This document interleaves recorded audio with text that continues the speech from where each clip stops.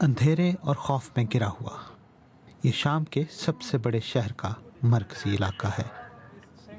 Driver فضائی حملے کے خطرے کی وجہ سے لائٹیں بند کر کے گاڑی چلاتے ہیں، اور رات کی اس تاریکی میں بھی جنگ جاری ہے۔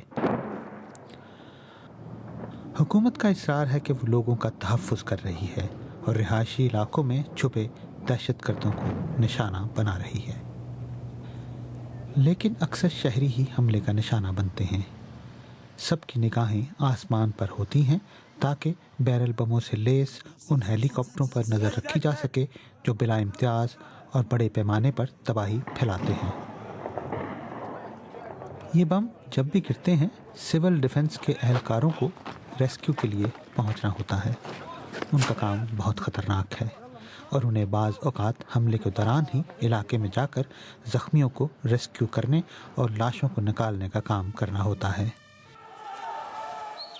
ایک اندازے کے مطابق بیرل بموں سے اس سال حلب میں ہزاروں لوگ ہلاک ہو چکے ہیں۔ حلب کے میڈیا سینٹر سے حاصل کی گئی اس غیر معمولی ویڈیو میں ڈیفنس فورس کے اہلکار اس جگہ سے ملبہ ہٹا رہے ہیں جہاں ایک چھوٹا بچہ دفن ہو گیا ہے۔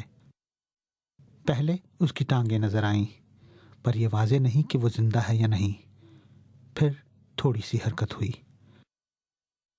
اور آخرکار 9 سالہ یامین کی جان بچا لی گئی۔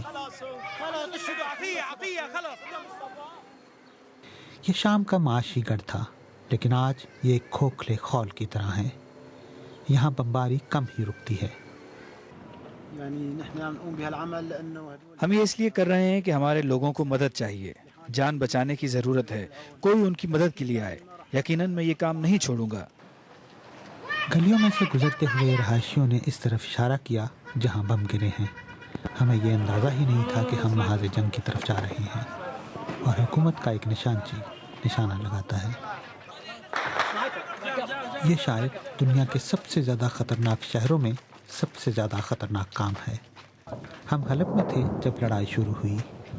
یہ تاریخی شہر جنگ کی وجہ سے تباہ ہو چکا ہے۔ ڈسٹرکٹ خالی پڑے ہیں۔ جنگ کے باعث تقریباً 40% آبادی نقل مکانی کر چکی ہے، اور ایک اندازے کے مطابق 1,50,000 کے قریب لوگ مارے گئے ہیں۔ 2 منٹوں میں 2 بم حملے ہو چکے ہیں۔ یہ زیادہ تر ویران ہے۔ اس وقت ہنگامی امداد وہاں پہنچ چکی ہے۔ سول ڈیفنس کے اہلکار علاقے میں یہ معلوم کرنے کی کوشش کر رہے ہیں کہ کوئی شہری زخمی یا ہلاک تو نہیں ہوا۔